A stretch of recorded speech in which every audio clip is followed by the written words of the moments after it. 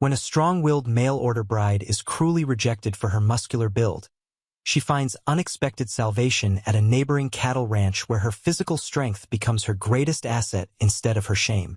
Can a woman deemed too masculine for marriage discover that true love doesn't measure worth by society's narrow standards? The whistle of the train screamed through the Montana air as Margaret Foster gripped her small locket, the only piece of home she had left. Blood rushed in her ears, drowning out the hiss of steam. Today was the day she would meet her future husband. 32 years she'd waited, watching younger girls marry while she stayed behind to care for her ailing parents until they passed. Now she stood alone on the edge of a new life, her ticket bought with the last of her inheritance. Willow Creek Station. Last stop before Butte City, the conductor bellowed, jerking Margaret from her thoughts. Her legs wobbled as she stepped down onto the wooden platform. The October wind bit through her coat, making her glad of her sturdy build that had always kept her warm through Pennsylvania winters. A letter crinkled in her pocket, 3 months of hopeful writing with Mr. Edward Thornhill, who promised a comfortable home for a respectable lady willing to bring Eastern refinement to Montana territory. Margaret pulled back her shoulders and lifted her chin. The farm work that had built her strong arms and broad back was behind her now. Here she would be a rancher's wife. You the mail-order bride? A boy no more than 12 appeared at her elbow, freckles scattered across his sunburned face. I'm Miss Foster, she corrected gently. I've come to meet Mr. Thornhill. The boy's eyes widened as he looked her up and down. Gee, you're big as my pa. He pointed toward a tall figure at the end of the platform. That's Mr. Thornhill there, ma'am. Told me to fetch his lady when the train arrived. Margaret's stomach tightened at the boy's words. She'd never been called big with such surprise before, though she knew she stood taller than most women. A quick glance at her reflection in the station window showed wisps of brown hair escaping her neat bun. Her cheeks flushed from travel. She pinched them for extra color and straightened her plain blue dress before walking toward her future. Edward Thornhill stood apart from the small crowd, his dark suit marking him as a man of means in this rough town. His clean-shaven face and carefully combed hair spoke of attention to appearance that matched his letters.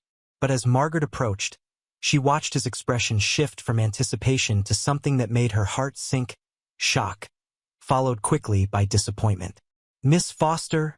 He asked, his voice tight with disbelief. Yes, sir. I've come as we arranged. She extended her hand, noticing how small and delicate his looked compared to her work-roughened palm. He hesitated before taking it, his handshake brief and cool. You're taller than I expected. 5'9", she said with an attempt at a smile. Tall enough to reach the top shelves without a stool. Her small joke fell flat in the awkward silence. Edward signaled to a porter to collect her trunk, then led her to a handsome buggy without offering his arm. It's 10 miles to the ranch, he said stiffly as he helped her up. We should arrive before dark. The ride stretched in uncomfortable silence.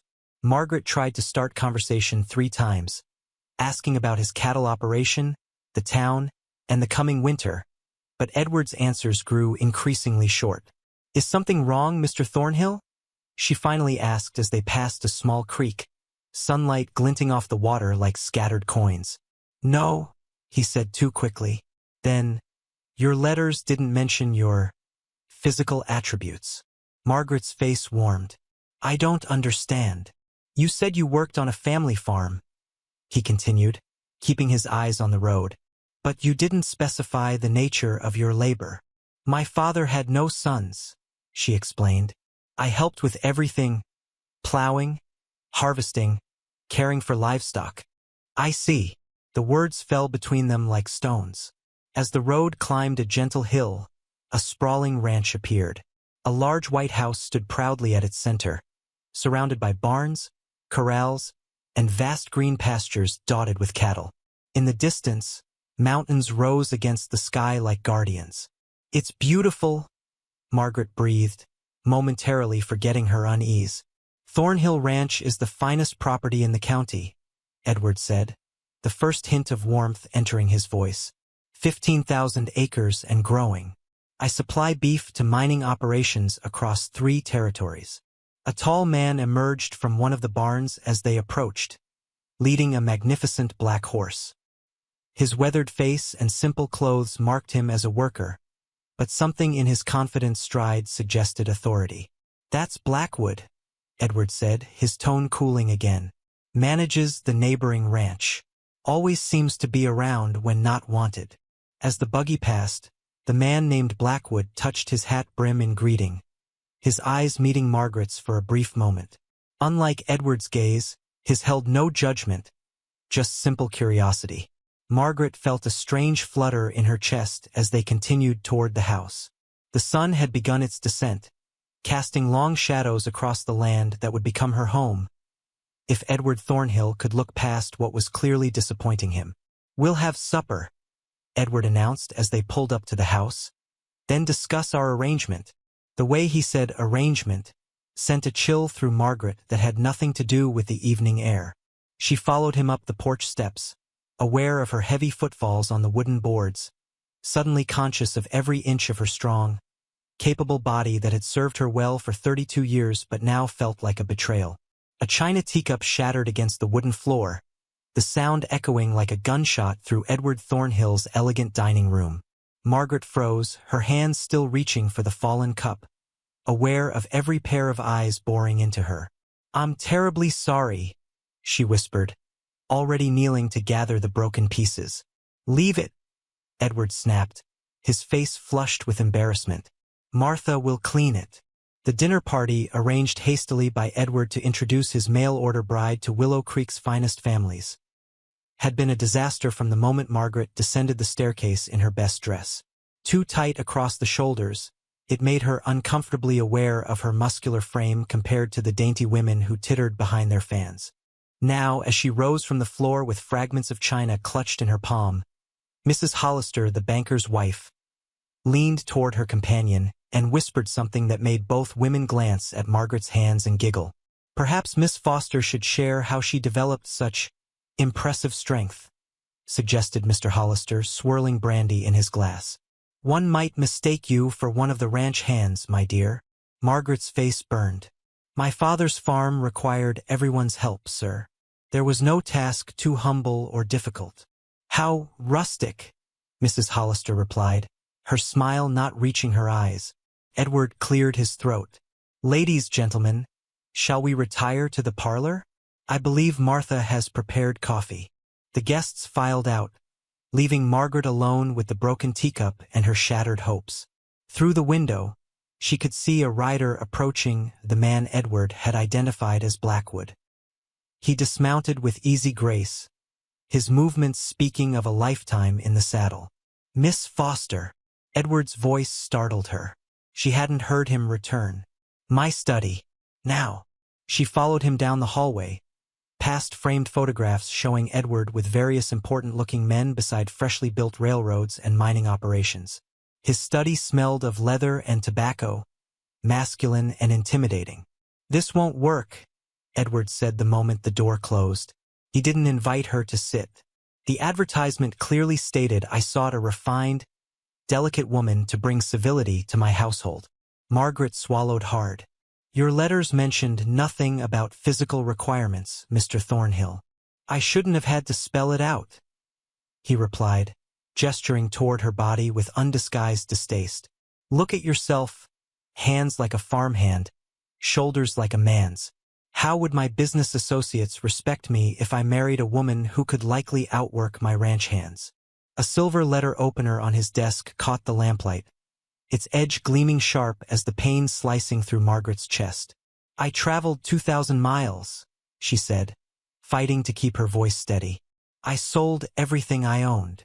And I apologize for the misunderstanding." Edward's tone suggested it was entirely her fault. He reached into a drawer, withdrew an envelope, and placed it on the desk between them. "Train fare back east, plus a modest sum for your inconvenience. I've arranged for you to stay at the Widow Carson's boarding house until the next eastbound train." Margaret stared at the envelope, her mind racing. Back east to what? The farm was sold, her parents gone, Her small hometown would buzz with gossip about Margaret Foster. Two managed to secure a husband even by mail. "You can't just discard me like unwanted baggage," she said, surprising herself with her boldness. Edward's expression hardened. "I require a wife, Miss Foster, not a workhorse. A woman my peers' wives can befriend, not one they whisper about behind their handkerchiefs." A knock at the study door interrupted them. Martha, the housekeeper, poked her head in, looking uncomfortable. "Beggin' your pardon, Mr. Thornhill, but Mr. Blackwood is here about that business with the water rights." Edward's mouth tightened with annoyance. "Tell him this is a highly inappropriate time. He says the matter can't wait, sir. Something about your men blocking the creek again." Edward exhaled sharply. "Fine. Show him to the front parlor. I'll be there momentarily." After Martha left, he turned back to Margaret. "We're finished here. Please have your things ready by morning. I'll send a wagon for you and your trunk." As Margaret's fingers closed around the envelope, a wave of humiliation washed over her, hot and suffocating. Through the study window, she could see the man called Blackwood waiting on the porch, hat in hand. Something in his patient posture, so different from Edward's rigid formality, caught her attention. "I'll have Martha show you to your room," Edward said, already adjusting his tie in preparation for his visitor.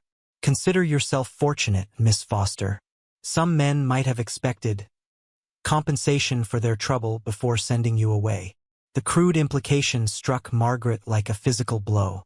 She drew herself up to her full height, suddenly glad of every inch and every muscle earned through years of honest labor. "I pity your future bride, Mr. Thornhill," she said quietly.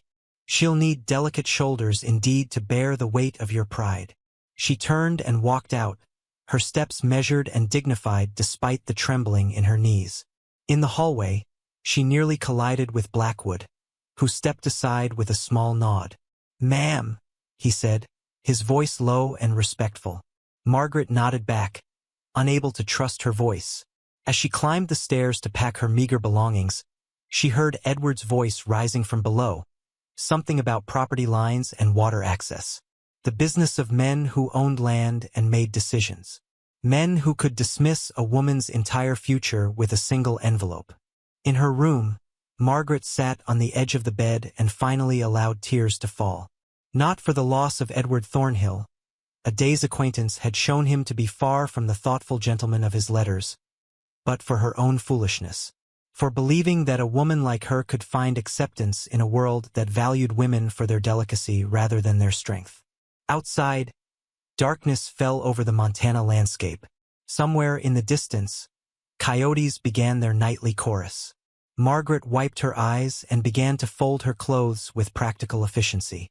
Tomorrow she would go to Mrs. Carson's boarding house with her head held high. What came after that, she had no idea. A plate crashed downstairs, jolting Margaret from her tearful trance. 3 hours of crying had left her eyes puffy and her throat raw. The tiny boarding house room felt like a cage, so different from the vast ranch she'd pictured sharing with Edward Thornhill. Margaret splashed cold water on her face and squared her shoulders. She wouldn't let anyone see her broken. "You got yourself here, you'll get yourself out," she whispered to her reflection, the words her father taught her when farm troubles hit. Her strong jawline, so like his, stared back at her. Through the thin walls, 2 women gossiped in the hallway. "Poor thing got sent away before she even unpacked her trunk," one whispered. "Thornhill took one look at those farm muscles and near ran for the hills," the other replied with a snicker. Margaret's hands curled into fists. 2,000 miles from home, not a friend in sight, and less than $20 to her name once she paid Mrs. Carson for the room. What choices did she have? Return east in shame? Seek work as a maid in town where everyone already whispered about her? A knock at the door rescued her from spiraling thoughts. "Miss Foster?" "Mrs. Carson says supper's ready," called a young voice. Downstairs, the boarding house dining room buzzed with curious glances. 6 other boarders, 3 traveling salesmen, an elderly widow, and a schoolteacher with her young daughter, all found reasons to study their plates when Margaret entered. "Don't mind them," Mrs. Carson murmured, placing a bowl of stew before her. Folks round here got nothing better to do than mind others' business. Margaret merely nodded, focusing on the first real meal she'd had since stepping off the train. The savory broth warmed her empty stomach. Half finished with her meal, the front door banged open, bringing a gust of wind and the scent of horses. Conversations hushed as heavy boots thumped across the foyer floor. "Evening, Mrs. Carson," called a deep voice. "Hope I'm not too late for some of that famous stew." A tall man with sun-weathered skin ducked slightly to enter the dining room. Dust covered his denim pants and leather vest. His dark hair, streaked with early silver at the temples, curled damply at his collar as if he'd hastily washed before arriving. "James Blackwood," Mrs. Carson brightened. "Always room for you. Take a seat while I fetch a bowl." The stranger's gaze swept the room, pausing momentarily on Margaret. Recognition flickered in his eyes. Had he seen her arrive with Edward? But he offered nothing more than a polite nod before settling at the far end of the table. Only after the apple pie was served did Mrs. Carson make introductions. "Mr. Blackwood, this here's Miss Foster, just arrived from Pennsylvania." "Ma'am," he acknowledged with a slight tip of his head. "Mr. Blackwood owns the Doubleby Ranch," Mrs. Carson continued. "Borders Thornhill's place to the north." Margaret stiffened at Edward's name. "I believe I saw you riding with Thornhill earlier today," Blackwood said casually. The room fell silent, all ears straining for gossip. "I was," Margaret answered evenly, chin lifting. Briefly. Something in her tone must have communicated the rest, because Blackwood simply nodded and changed the subject, asking the traveling button salesman about conditions on the Eastern Road. Later, as boarders dispersed to evening activities, Margaret lingered in the parlor, staring out at the darkening mountains. The enormity of her situation pressed down like a physical weight. Every penny spent here was one less for her journey back to nothing. "Miss Foster." She turned to find James Blackwood standing in the doorway, hat in hands. "Might I have a word?" Margaret nodded warily. "Mrs. Carson mentioned you're familiar with dairy cattle." "My father's farm. 28 head of Holstein Friesians," she replied, surprised at the topic. "Got myself in a bind," he said. "My foreman broke his leg yesterday. Bad timing with the fall drive coming. I need capable hands." Margaret's brow furrowed. "Surely you haven't come to ask me." "That's exactly what I've come to ask. Fair wages for honest work." "Women don't work cattle drives, Mr. Blackwood." A half-smile creased his weathered face. "My ranch, my rules, Miss Foster. And I judge people by what they can do, not what they look like doing it." The clock on the mantel ticked loudly in the silence that followed. "It's temporary," he continued, "until you decide your next step. But it'll put money in your pocket and honest food in your belly." Margaret studied him, searching for mockery or worse, pity. She found neither. "Your men won't accept a woman working alongside them," she said, testing him. "My men follow my lead or find employment elsewhere." The steel in his voice left no doubt he meant it. "Besides, most of them started as greenhorns too. You'll be in good company." Outside, the wind picked up, rattling the windows. Storm coming. Much like the storm of protests sure to follow if she accepted his offer. A respectable woman didn't take men's work. Didn't live among ranch hands. Didn't reject the safety of proper society. Yet what had proper society offered her but humiliation? "When would I start?" she heard herself asking.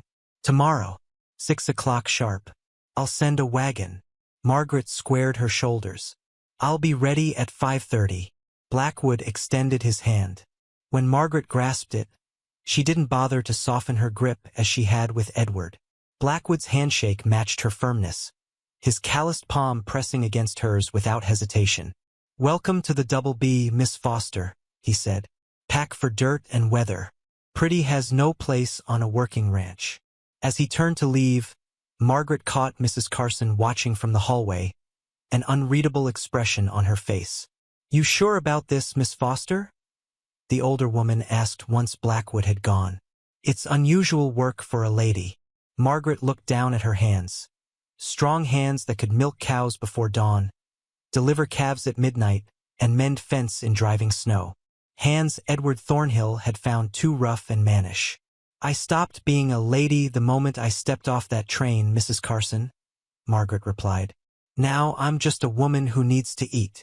In her room that night, Margaret unpacked her trunk. She laid aside her good dress, the one she'd planned to marry in, and instead prepared her sturdiest skirts and blouses. At the bottom of the trunk lay her father's old wool pants and flannel shirt, packed on impulse before leaving home. She held them against her chest, remembering how he'd taught her every aspect of running the farm, never once saying certain tasks weren't meant for daughters. You were right, Papa, she whispered into the darkness. City folk have strange ideas about what makes a woman valuable. Dawn would come early, bringing with it an uncharted path. Not the one she'd traveled 2,000 miles to walk, but perhaps, just perhaps, one that would lead somewhere worth going. Blood trickled down Margaret's palm where the rope had burned through her glove. 3 weeks at the Doubleby Ranch had toughened her hands, but not enough for today's challenge. A stubborn calf stuck in mud up to its chest, bawling pitifully for its mother. She'll die if we don't pull her out soon, shouted Hank, the oldest ranch hand, as rain began pelting them. Ground's getting softer by the minute. Lightning cracked across the darkening sky. Men and Margaret formed a line on the rope. Boots slipping in mud turned slick as soap. Thunder rolled as if the heavens themselves were laughing at their efforts. Pull, James Blackwood commanded, his voice cutting through the storm. Margaret dug her heels into the earth, felt her shoulder muscles strain as they all heaved in unison. The calf moved an inch, then stuck fast again, its frightened eyes rolling white. It's no use, panted Miguel, the youngest cowhand. We need the horses. No time, James argued. Ground'll swallow her whole before we get back. Margaret released the rope, ignoring the men's confused looks.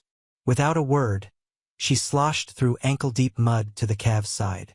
What in tarnation are you doing, woman? Hank hollered. She ignored him, studying the way the calf was positioned. Its front legs were splayed, creating suction in the mud. Rather than fighting the physics, she needed to work with it. Mr. Blackwood, she called over the rain. When I give the signal, have everyone pull straight up before back. James nodded, no questions asked. A small gesture of trust that meant more than he could know. Margaret knelt beside the terrified animal, mud soaking her split riding skirt. Easy, little one, she murmured, slipping her arms under the calf's belly. With a deep breath, she braced her legs and lifted, her strong arms trembling with effort. Now, she shouted. The men heaved upward. For one breathless moment, nothing happened. Then the suction broke with a wet slurp, and the calf lurched free, sending Margaret sprawling backward into the mud. Cheers broke out as the men dragged the calf to solid ground. Margaret lay there catching her breath, rain washing mud from her face, until a hand appeared before her. That was something else, Miss Foster, James said, helping her up. His eyes held something new, respect tinged with wonder. Back at the ranch, Cook banished them all to the wash-house before allowing them near his clean kitchen. The men, usually careful to give Margaret privacy, were too hungry and tired for such niceties today. No peeking, boys, or I'll feed your eyes to the hogs, Hank warned as Margaret scrubbed behind a threadbare curtain. The gruff protection touched her more than any flowery compliment.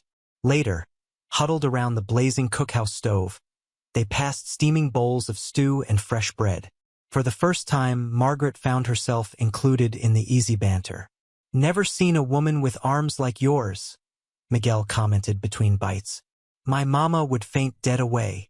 My mother could carry a full-grown lamb under each arm, Margaret replied.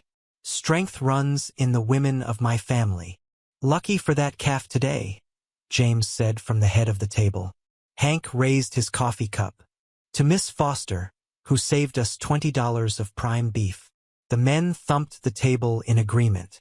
Something warm bloomed in Margaret's chest that had nothing to do with the stove's heat.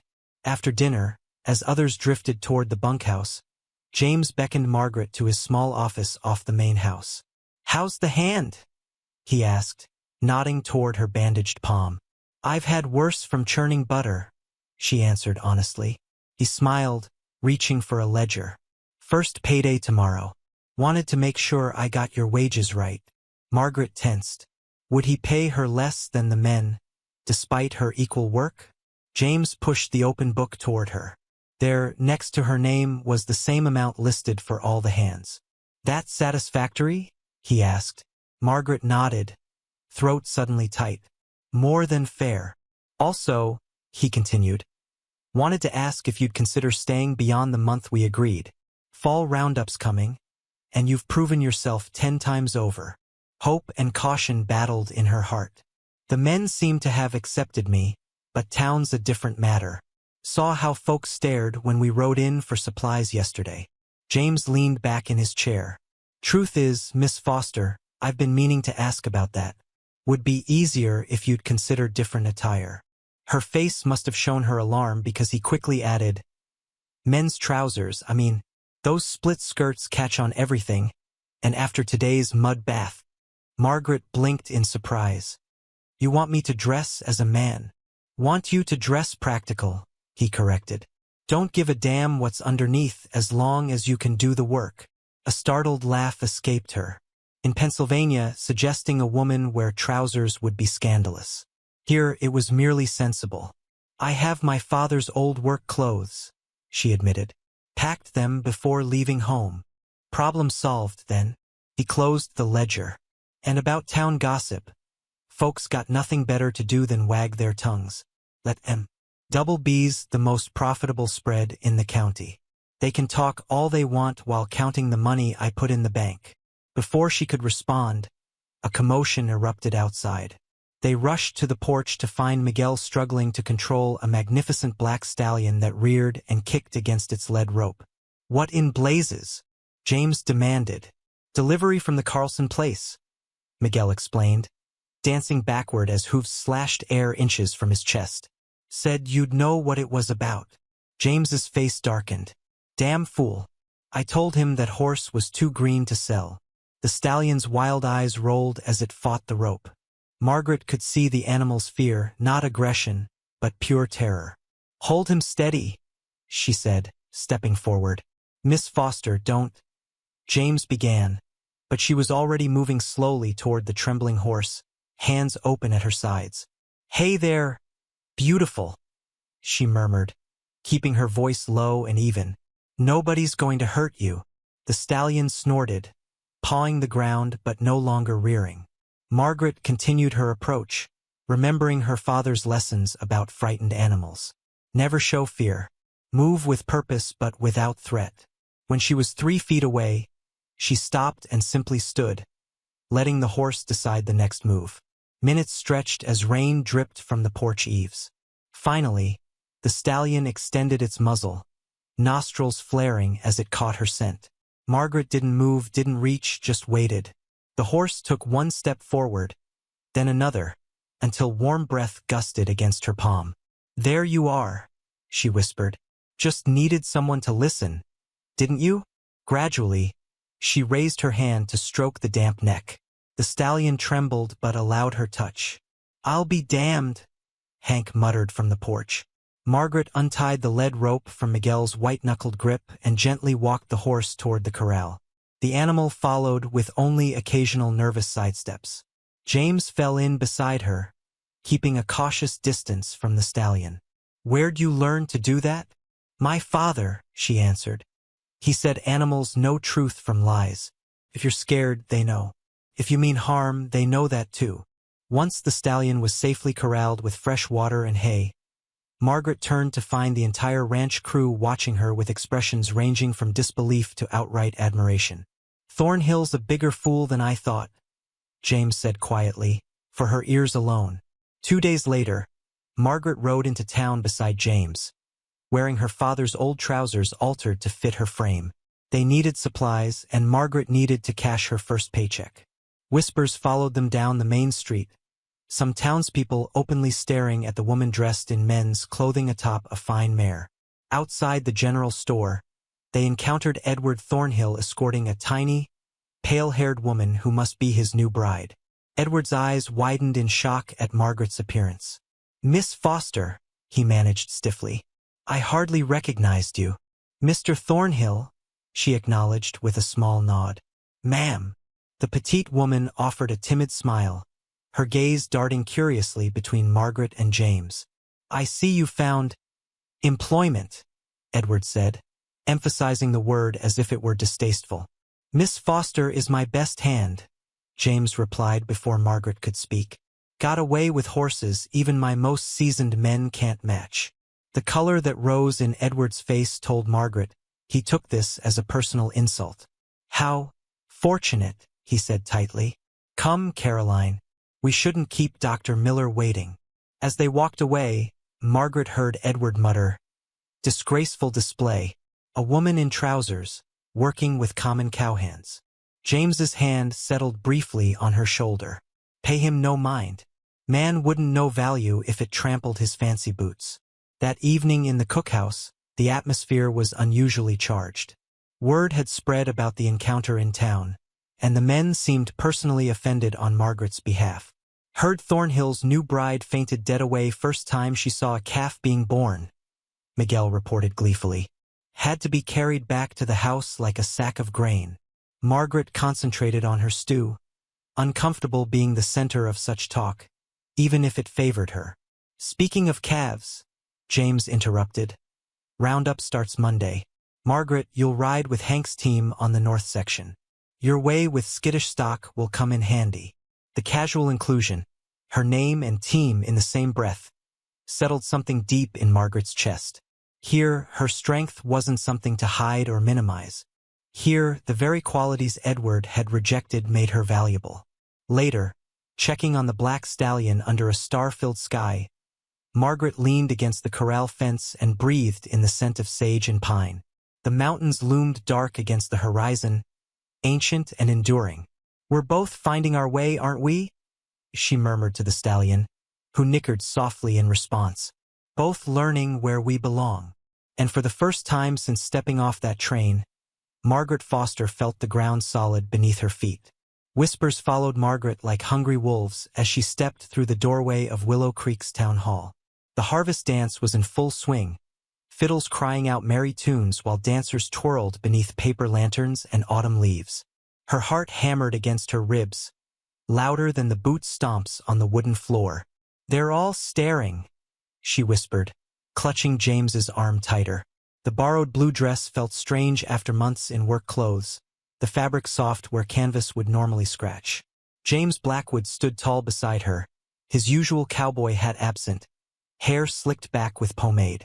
Let them look, he said, voice steady as a mountain stream. They're staring at the strongest woman in Montana territory. Margaret swallowed hard, scanning the crowded room. 3 months had changed her. Skin tanned dark as saddle leather, arms defined with muscle from wrangling cattle and hefting hay bales. The town ladies with their powdered faces and cinched waists gathered in corners, pointed fingers half hidden behind fluttering fans. Miss Foster actually rides with the men, one woman's stage whispered loud enough to carry. Can you imagine? I heard she can rope a steer faster than Blackwood's foreman, another added, scandalized. James touched the small of her back, gentle as he'd been with the newborn foal last week. Dance with me, he said. Not a question but a lifeline thrown in churning waters. He guided her toward the center of the floor, where couples spun in circles like maple seeds in autumn wind. His hand found her waist, strong and sure. Margaret placed her palm against his shoulder, remembering how they'd stood side by side to push a stuck wagon out of creek mud just yesterday. I don't know the steps, she admitted, watching feet move in patterns around them. Just follow me, James said with a smile that crinkled the sun lines around his eyes. Like crossing the north pasture, one step at a time. They moved awkwardly at first, her feet heavy as if still in work boots. But James led patiently, his body telegraphing each turn before it came. Slowly, the stairs faded from Margaret's awareness, replaced by the simple joy of movement, of being held not too tight and not too loose, just right. You're a natural, James murmured as she matched his rhythm. Something warm bloomed in her chest, different from the burn of hard work or the sting of old rejection. As they turned near the refreshment table, a cold voice cut through their moment like a knife through butter. "Well, if it isn't the farmhand bride." Edward Thornhill stood before them, impeccably dressed in a suit that probably cost more than a month of ranch wages. Beside him stood a tiny woman with skin pale as milk, fingers like bird bones clutching his arm. Her eyes darted nervously, never settling on any one thing. "Mr. Thornhill," Margaret acknowledged, straightening her spine. "Mrs. Thornhill," she added with a nod to the woman who'd taken her intended place. "Miss Foster," Edward replied, his gaze traveling over her with undisguised disapproval. "I see Blackwood has put you to work. How progressive of him." The music seemed to fade, dancers sliding away like water parting around stones in a creek bed. James's hand tightened on hers, but his voice remained calm. "Miss Foster has become indispensable to my operation," he said. "Some might call that good fortune." Edward sniffed. "Some might call it improper. A woman's place is in the home, not the fields." Margaret felt heat rise to her cheeks, not from shame but anger. "And who decides that place, Mr. Thornhill?" "Men who need delicate ornaments to make themselves feel important." The timid Mrs. Thornhill's eyes widened, her lips parting in surprise. For just a moment, something like admiration flickered across her face. "Come, Caroline," Edward snapped, tugging his wife's arm. "We've greeted the couple sufficiently." As they turned away, Margaret called after them, voice steady. "Mrs. Thornhill, should you ever need assistance of any kind, the Blackwood Ranch welcomes visitors." Edward's back stiffened, but Caroline glanced over her shoulder with the ghost of a smile before being swept away into the crowd. "That was kindly done," James said, guiding Margaret back into the dance. "I recognize a caged bird when I see one," she replied. I was nearly in her shoes. They danced 3 more songs before Mrs. Carson, the boarding house owner, beckoned them to join her table. The older woman had become something of a friend to Margaret, teaching her to bake bread when ranch work allowed. "Causing quite a stir tonight, aren't you?" Mrs. Carson said, passing Margaret a cup of punch. "Half the women are horrified, half curious, and every unmarried girl is wondering if their future might hold more than darning socks." "I'm just dancing," Margaret protested. Mrs. Carson laughed. "No, dear. You're showing them another way to be a woman in this territory." Across the table, Sheriff Miller nodded in greeting. "Miss Foster, heard you helped Blackwood move that herd through Wolf Creek Pass. Tricky business, that." "We lost none," Margaret confirmed, pride warming her voice, "though we nearly lost Mr. Peterson when his horse spooked at a rattler." As conversation flowed around cattle prices and weather predictions, Margaret realized she was being included as an equal in the discussion. Not as a curiosity or scandal, but as someone with valuable opinions. When Sheriff Miller mentioned trouble brewing with cattle rustlers near the border, James frowned. "They hit the Pendleton place last week," the sheriff continued. "Took 20 head and left a ranch hand with a bullet in his shoulder." "We should organize a night watch," James suggested. "Rotate men between the ranches." "I could take shifts," Margaret offered without thinking. The table fell silent. Then Sheriff Miller nodded slowly. "Good eyes are good eyes, I reckon. Man or woman doesn't much matter when it comes to spotting trouble."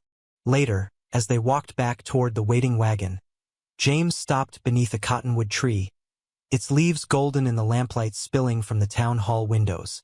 "You surprised me tonight," he said, turning to face her. "By offering to watch for rustlers?" Margaret asked. "By showing everyone exactly who you are without apology." His eyes searched her face. "Do you know how rare that is?" A cool breeze lifted loose strands of hair from her face. In the distance, a coyote called lonely to the rising moon. Margaret thought of Caroline Thornhill's sad eyes, of the stiff-backed town ladies, of her own mother who'd worked until her back bent like a bow but never spoke above a whisper. "I don't know how to be anyone else anymore," she admitted. James took her hand, his callous thumb brushing over her equally work-roughened knuckles. "That's what I admire most," he said, voice dropped low. "When I fetched you from Mrs. Carson's that day, I needed help with cattle. Now I can't imagine the ranch without you." The words hung between them, heavy with meaning neither was quite ready to name. Margaret's heart beat fast as a startled rabbit's. She wondered if he could feel her pulse where their hands joined. "The ranch?" she repeated softly. "Or you?" His eyes widened, surprise giving way to something deeper. Before he could answer, the wagon driver called out, breaking the moment like thin ice cracking underfoot. "Best get moving if we want to beat the storm rolling in." Indeed, dark clouds had gathered on the horizon, outlined in silver where moonlight caught their edges. James helped Margaret into the wagon, his touch lingering longer than necessary. As they rode back toward the Blackwood Ranch, lightning forked distant skies. Margaret sat beside James on the bench, their shoulders touching with each bump in the road. Neither spoke, but something had shifted between them, like the first deep crack that precedes an avalanche. The truth they both circled but hadn't yet spoken hung in the air. What had begun as convenience had grown roots neither had expected. And like the approaching storm, it couldn't be held back much longer. Gunshots cracked the pre-dawn silence, jerking Margaret from sleep. She threw off wool blankets and grabbed the rifle she kept beside her bed before she'd even fully opened her eyes. Her bare feet hit the cold floorboards as shouts erupted from the bunkhouse. "Rustlers! North pasture!" She yanked on boots and a coat over her nightgown, fingers fumbling with buttons in the dark. 2 weeks had passed since the harvest dance, and the warnings about cattle thieves had proven true. 3 neighboring ranches had been hit. The ranch yard churned with activity, men grabbing guns, saddling horses by lantern light. James stood in the center, shouting orders, his face grim in the fading moonlight. "Margaret," he called when he spotted her. "Stay here. Guard the house and the south barn." She squared her shoulders. "I'm a better shot than Peterson or Williams. That's why I need you here," he countered, swinging onto his stallion. "They might be trying to split our attention. Protect our horses. Without them, we're finished." Before she could argue further, he and 5 hands thundered away toward the north pasture, hoofbeats fading into darkness. The remaining men looked to her for direction. "Cooper, take the west fence line," she ordered, checking her rifle. "Jones, east side. Peterson, watch the main road." As they scattered to their posts, Margaret climbed to the hayloft, positioning herself at the window that overlooked both the ranch yard and the valuable horses below. From this height, she could see the first pink streaks of dawn touching the mountain peaks, though the valley remained shrouded in shadow. Minutes stretched like taffy. Margaret's finger rested beside the trigger, eyes scanning the property line. A flicker of movement caught her attention, not from the north where James had gone, but from the east creek bed, usually dry this time of year. 2 figures crept toward the barn, using the gnarled cottonwoods as cover. Margaret's heart jumped into her throat. James had been right. The gunshots were a trick to draw the men away while others stole the horses. She aimed carefully but held her fire, waiting until the thieves emerged from the trees. When they broke cover, running low toward the barn door, she called out clear as a church bell. "Stop right there or the next sound you'll hear is my bullet." One man froze. The other reached for his gun. Margaret fired a warning shot that kicked up dirt near his feet. "Next one won't miss. Do what she says," the first man hissed, raising his hands slowly. Margaret whistled sharp and loud. Cooper came running from his post, rifle ready. "We got 2 here," she called down. "Watch them while I check for more." She kept her position for another hour until James and the others returned, dusty and tired but victorious. They'd caught 3 rustlers by the north herd and recovered stolen cattle from the Pendleton ranch. "You were right," Margaret told James as they tied up the would-be horse thieves. "They wanted to split our forces." Pride flashed in his eyes. "And you were ready for them." Sheriff Miller arrived mid-morning to take the rustlers to jail. As he loaded them into his wagon, he tipped his hat to Margaret. 5 caught total," he announced. "Looks like we broke the back of this gang. Good shooting, Miss Foster. Might make a deputy of you yet." After the excitement died down, the ranch settled into the quiet rhythm of an ordinary day. But something had changed in how the men looked at Margaret. Respect had deepened into something like reverence. She'd not just worked alongside them now, she'd helped protect their livelihood. That evening, the first heavy snow of winter began to fall, thick flakes swirling from a pewter sky. James found Margaret in the barn, checking on a pregnant mare who was close to foaling. "You should rest," he said, joining her at the stall door. "Been a long day. I promised Betty I'd stay with her," Margaret replied, nodding toward the mare who paced her stall restlessly. First foal's always the hardest. James leaned against the rough-hewn post, watching Margaret's gentle hands stroke the mare's neck. In the lantern light, her face showed no trace of the fierce woman who'd held rustlers at gunpoint that morning. Yet he knew that same strength lived just beneath the surface, ready when needed. "You saved the ranch today," he said quietly. Margaret shook her head. "I did what anyone would do to protect their home." "Their home," he repeated, the words hanging between them like the steam of their breath in the cold barn. She looked up, suddenly aware of what she'd said. "I know what you meant." James moved closer, his shoulder brushing hers as they both leaned on the stall door.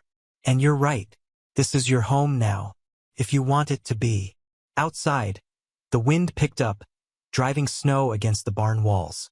Betty nickered softly, drawing their attention. "She's starting," Margaret said, recognizing the signs of early labor. "We'll need fresh straw and more lanterns." For the next 3 hours, they worked together in comfortable silence, helping the mare through her difficult delivery. When the foal finally emerged, a leggy, chestnut colt with a white star on his forehead, they shared a smile that needed no words. "Look at that," James murmured as the newborn struggled to stand on wobbly legs. "Determined little fellow. Takes after his mother," Margaret replied, watching Betty nuzzle her baby with obvious pride. After making sure mother and foal were settled, they stepped outside into a transformed world. Snow had blanketed the ranch in pristine white, softening every harsh edge and muffling every sound. Fat flakes still fell, catching in Margaret's hair and on her eyelashes. "Beautiful," she breathed, tilting her face to the sky. James watched her instead of the snow. "Yes," he agreed quietly. "Beautiful." They walked toward the main house, their boots crunching new paths across the yard. At the porch steps, James stopped, turning to face her. "I received a letter yesterday," he said, his voice uncharacteristically hesitant. "From my sister in Boston." Margaret felt her stomach tighten.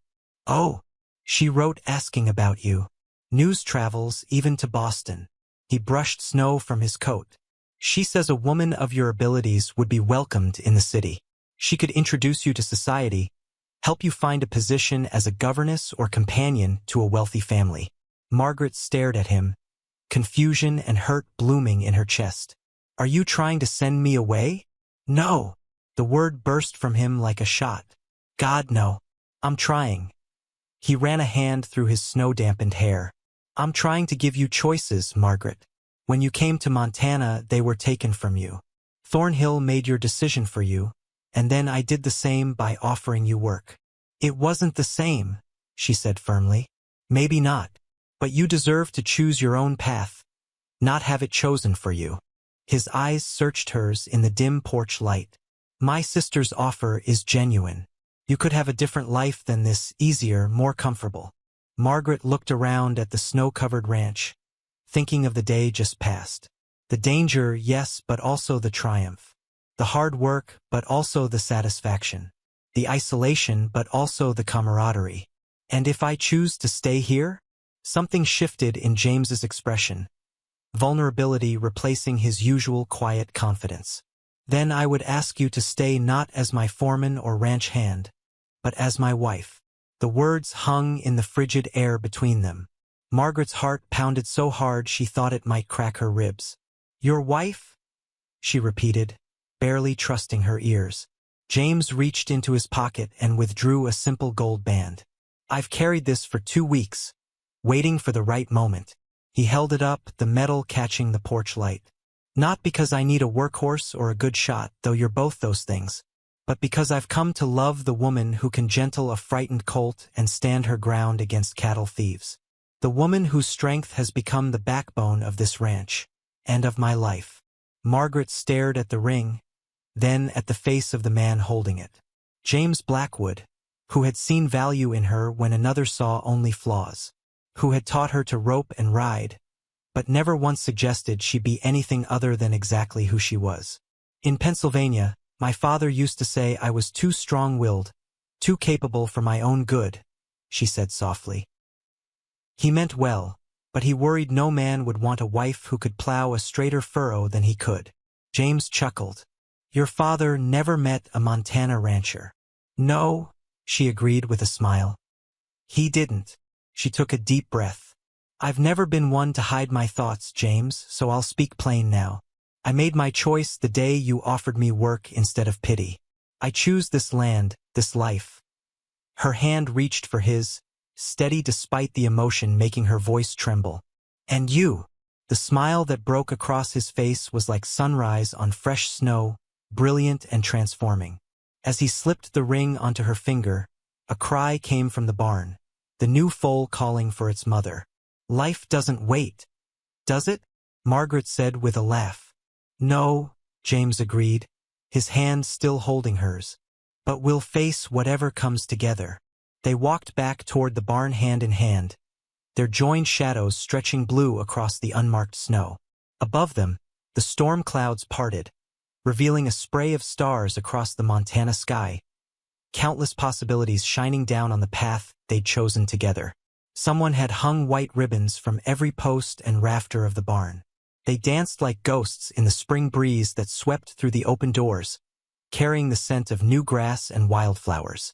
Margaret stood hidden in the tack room, heart fluttering wilder than the ribbons. Through a crack in the door, she watched guests arrive. Ranch hands in pressed shirts, townspeople in Sunday best, even Sheriff Miller with his badge polished bright as a new penny. Nervous? Mrs. Carson asked, adjusting the simple veil in Margaret's hair. Not about marrying James, Margaret replied, smoothing the skirt of her cream-colored dress. Just about everyone watching. 6 months had passed since James had slipped his mother's ring on her finger.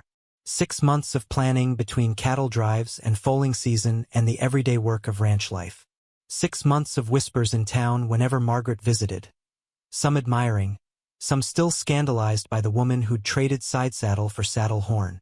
You faced down armed rustlers, Mrs. Carson reminded her with a smile. Surely you can face a few wedding guests. A knock at the door made both women turn. Caroline Thornhill stood in the doorway, looking like a bird ready to take flight at the slightest sound. Mrs. Thornhill, Margaret said, genuinely surprised. I didn't think you would come. Caroline stepped inside, closing the door softly behind her. Her delicate face showed signs of strain, but her eyes were clear and determined. Edward is in Helena on business, she said quietly. He doesn't know I'm here. Margaret and Mrs. Carson exchanged glances. I brought something, Caroline continued, opening her small handbag. She withdrew a handkerchief wrapped around something small. My grandmother's brooch. For luck. Margaret recognized the silver pin shaped like twisted branches that Caroline had described at their last brief meeting in town. It's beautiful, she breathed. But I couldn't.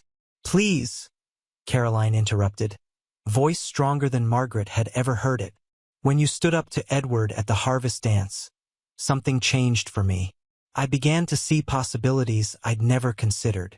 She pinned the brooch to Margaret's bodice with trembling fingers. This isn't just a wedding gift. It's a thank you. Outside, the fiddle began to play, signaling it was time. Caroline squeezed Margaret's hand once before slipping away to find a seat among the guests. Mrs. Carson adjusted Margaret's veil one last time. Ready to become Mrs. Blackwood? Margaret nodded, a sudden calm replacing her earlier nerves. More ready than I've been for anything in my life. The barn doors stood wide open to the spring day, framing James as he waited beneath an arch of early wildflowers and green branches. His face when he saw Margaret walking toward him, pride and joy and wonder all mixed together, was worth every whisper, every struggle, every mile that had brought her to this moment. Pastor Evans, who'd ridden 2 days from the nearest town with a church, cleared his throat as Margaret took her place beside James. "Friends and neighbors," he began, voice carrying to the rafters where barn swallows nested. "We gather today to witness the union of two souls who found each other through circumstances some might call unusual." A few chuckles rippled through the crowd. Margaret caught sight of several of the ranch hands nodding, remembering the day she'd first ridden out with them, determined to prove herself. "But God's ways are not our ways," the pastor continued, "and He brings people together through paths we cannot always understand at first glance." As they spoke their vows, James's hands held her steady and sure, the same hands that had taught her to throw a lasso, that had worked beside hers through seasons of drought and plenty. His voice never wavered as he promised to cherish her strength as well as her tenderness, to walk beside her rather than before or behind. When Margaret's turn came, she spoke clearly enough for even those standing at the back to hear. "I promise to be your partner in all things, to face whatever comes with the same courage we've faced everything so far. I promise to remember always that true strength lies not in never needing help, but in knowing when to give it and when to accept it." Rays of sunlight streamed through the barn doors, catching dust motes and turning them to gold as James slipped a second ring, this one new and shining, onto her finger to join his mother's band.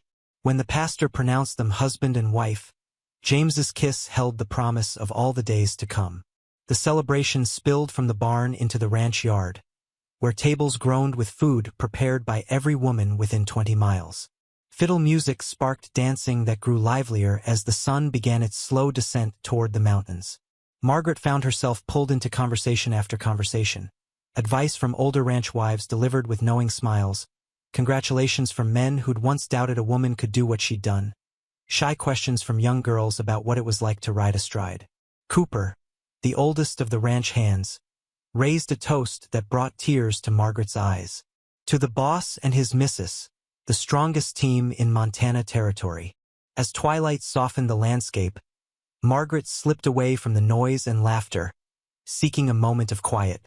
She found herself by the corral where the chestnut colt, now nearly grown, whickered a greeting. Behind her, familiar footsteps approached. "Hiding from our guests, Mrs. Blackwood?" James asked, wrapping his arms around her waist. "Just catching my breath," she replied, leaning back against his chest. "And getting used to my new name. Do you like it?" "I like what it represents," she said, turning to face him. "A choice freely made, a partnership freely entered." The sunset painted the mountains purple and gold beyond them, the land they would shape together stretching out in all directions. "I have a wedding gift for you," James said, taking her hand. "Come see." He led her past the celebration, toward a hillock that overlooked the ranch. As they crested the rise, Margaret stopped short, her free hand flying to her mouth. There, nestled among young pine trees, stood a small cabin, windows glowing with lamplight. How did you?" James laughed at her astonishment. "The men and I have been working on it since winter broke. Thought you might like a place of our own, separate from the main house." "It's perfect," she whispered, taking in the porch with its 2 rocking chairs, the chimney promising warmth on cold nights, the flower beds already planted along the walkway. "There's more," he said, guiding her toward the door. "But you have to close your eyes." Margaret obeyed, letting him lead her up the steps and through the door. The scent of new wood and something else, something familiar yet unexpected, filled her nose.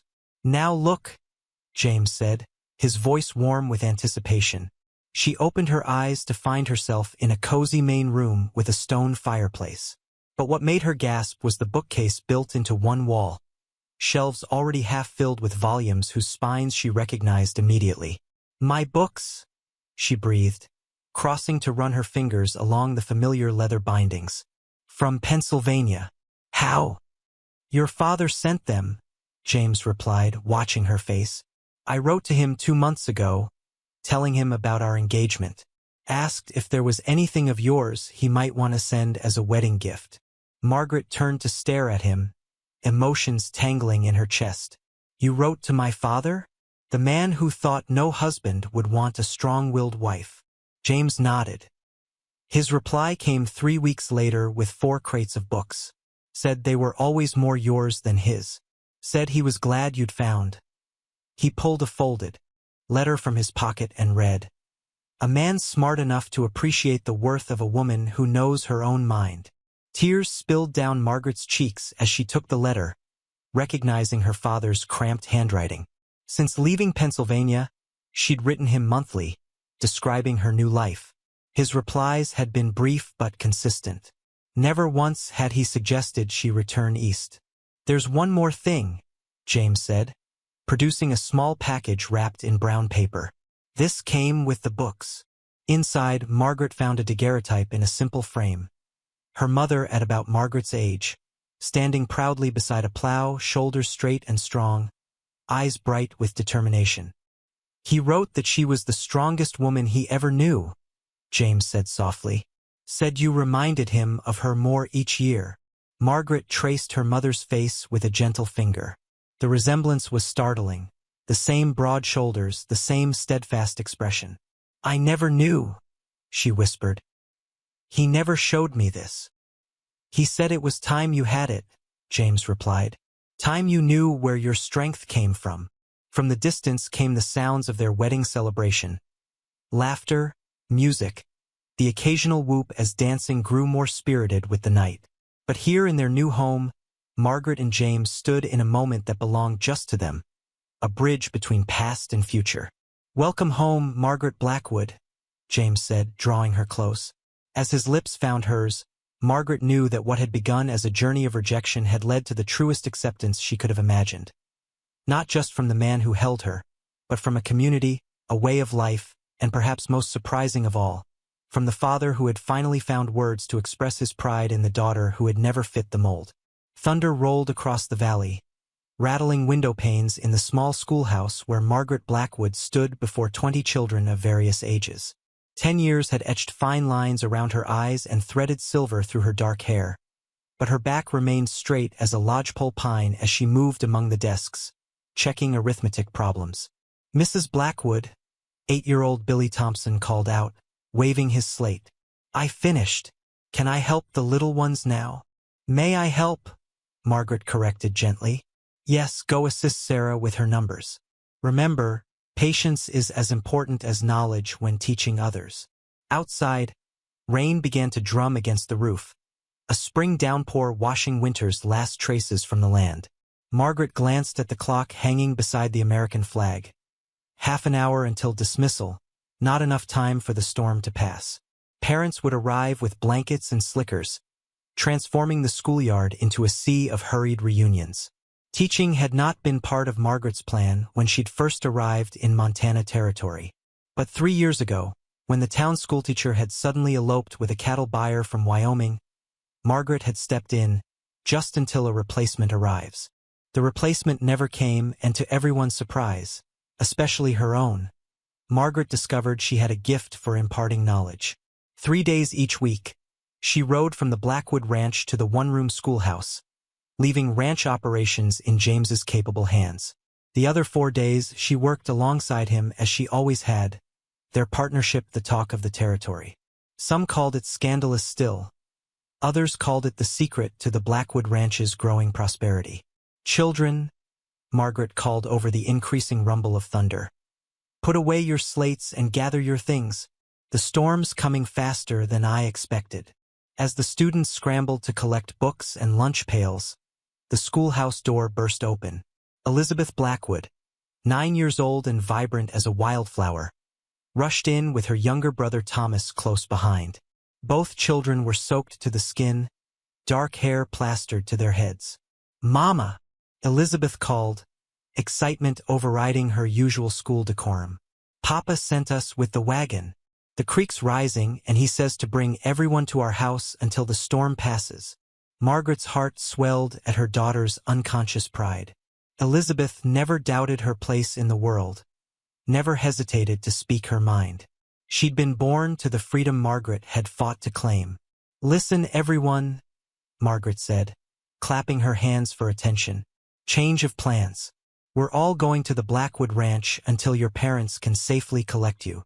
Cheers erupted from the children, who knew well the cookies Mrs. Peterson, the ranch cook, always had ready for visitors. Even now, 10 years after James and Margaret's wedding, the Blackwood Ranch remained a gathering place, its reputation for hospitality as well known as its prize cattle. The next hour passed in organized chaos as Margaret loaded 20 excited children into the covered wagon James had sent. With Thomas helping the smallest ones and Elizabeth organizing seating with the authority of a general, they set off through sheets of rain toward the ranch house visible on the distant hill. By the time they arrived, the ranch yard had become a small lake, rivulets of water carving channels through mud. James waited on the porch, face breaking into a wide grin at the sight of the wagon packed with soggy, chattering children. "Quite a catch today, Mrs. Blackwood," he called, splashing through puddles to help unload his unusual cargo. "The best kind," she replied, passing down a tiny first grader. "Though I fear Mrs. Peterson might have something to say about 20 pairs of muddy boots." "Mrs. Peterson has been baking since the clouds gathered," James assured her, lifting Thomas from the wagon. "She claims she always knows when company's coming." Inside, the children found places by the fire, shedding wet coats and boots as ranch hands arrived with towels and blankets. Margaret moved among them, checking for chills, assigning dry socks from the basket kept for such emergencies. Through it all, she caught glimpses of James doing the same. This cattle baron who had once shocked the territory by marrying a mail-order bride rejected for being too muscular now kneeling to tie a small girl's shoe. As the afternoon progressed, parents began to arrive, drawn by the network of ranch connections that spread news faster than telegraph wires. Each expressed gratitude as they collected children who regaled them with tales of adventure and Mrs. Peterson's ginger cookies. By dusk, only 3 children remained, those who lived too far for safe travel in the continuing storm. James had already arranged sleeping places. His matter-of-fact kindness, one of the countless reasons Margaret's love, had only deepened over their years together. After dinner, as rain continued its steady percussion on the roof, the family gathered in the study that had once been Edward Thornhill's. The room had transformed over the years, hunting trophies replaced by children's drawings, heavy drapes exchanged for lighter curtains that welcomed morning light. On the wall beside James's desk hung a framed newspaper article from 5 years prior, headlined, "Blackwood Ranch Innovations Lead Territory in Cattle Breeding." Thomas, now 8 and serious as his father had ever been, spread school papers across the carpet. Elizabeth curled in the window seat with one of Margaret's old books, occasionally reading passages aloud that caught her imagination. The 3 remaining students had been absorbed into evening routines as if they belonged there, which, in the way of rural communities, they did. As she knitted by lamplight, Margaret observed her family with quiet wonder. These moments, ordinary yet precious, were built on foundations she couldn't have imagined when she'd stepped off that train, trunk heavy with hopes that had seemed broken beyond repair after Edward Thornhill's rejection. A knock at the front door interrupted her thoughts. James rose to answer, returning moments later with a rain-drenched woman barely recognizable under her dripping cloak. "Caroline," Margaret said, setting aside her knitting in astonishment. "Caroline Thornhill?" Caroline lowered her hood, revealing a face thinner than Margaret remembered, dark circles shadowing eyes that held a mixture of exhaustion and determination. "I've left Edward," she said simply. "I remembered what you said at your wedding, about having a choice." Margaret exchanged a glance with James, who nodded almost imperceptibly before gathering the children. "Young folks, let's give your mother and Mrs. Thornhill some privacy. I believe Mrs. Peterson mentioned something about apple tarts for those who finished their studies." When they were alone, Margaret guided Caroline to the fire, helping her remove the sodden cloak. "Tell me," she said, pressing a warm cup of tea into the woman's trembling hands. Caroline's story emerged in halting fragments. Years of isolation as Edward's business ventures grew. His increasing control over every aspect of her life. The final straw. His decision to send her back east to her family after she'd failed, yet again, to produce an heir. "I realized I'd spent 10 years trying to make myself smaller," Caroline said, staring into the fire. Quieter, less needy, less myself. Then last week I saw Elizabeth in town, directing those ranch hands loading supplies like a general with her troops. A small smile touched her lips, just like her mother, and I thought, that's what strength looks like. That's what I want to feel before I die. Margaret reached for her hand. You already have that strength, Caroline. You're here, aren't you? I have nowhere to go, Caroline admitted, shame coloring her voice. My family won't welcome me without Edward's blessing. I have no skills, no means to support myself. You have friends, Margaret said firmly. You can stay here until you decide what comes next. When James returned, having settled the children with books and tarts, he listened to Caroline's situation without judgment. We have the cabin, he suggested. It's heated, furnished, and private. Caroline looked between them, confusion evident. The cabin, where we lived before the children came, Margaret explained. Now it's our guest house. It would give you space to think, to plan. I can't impose, Caroline began. You're not imposing, James interrupted gently. You're accepting help from friends. Sometimes the strongest thing we can do is let others support us while we find our footing. Later that night, after Caroline had been settled in the cabin with food and clean clothes, Margaret and James stood on their porch watching the storm finally move eastward, stars emerging in its wake like silver dollars scattered across black velvet. Do you ever wonder? James asked, his arm around her waist. What might have happened if Edward Thornhill hadn't been such a fool that day you arrived? Margaret considered the question, looking toward the cabin where a single lamp still burned. I used to think it was bad fortune, she replied slowly. Now I understand it was the finest stroke of luck I could have had. Had he accepted me, I might have ended up like Caroline, trying to make myself smaller, less capable, less myself. James nodded, understanding as he always did. And I might never have found the one person strong enough to build this life with me. In the distance, an owl called, its voice carrying across land that had become as much a part of Margaret as her own heartbeat. The Blackwood Ranch had grown beyond what either of them had imagined, not just in acres or cattle, but in purpose. A place where strength was valued rather than feared, where children grew up believing they could forge their own paths, where even now, a woman who had spent years diminishing herself might finally learn to claim her rightful space in the world. As they turned to go inside, Margaret paused in the doorway, looking back at the star-filled sky. 10 years ago, she'd stepped off a train into rejection that had felt like the end of all her hopes. Instead, it had been the beginning of something far greater than she could have dreamed. Not just love or success, but the creation of a legacy built on the simple, revolutionary belief that true worth isn't measured by conformity to others' expectations, but by the courage to be authentically oneself.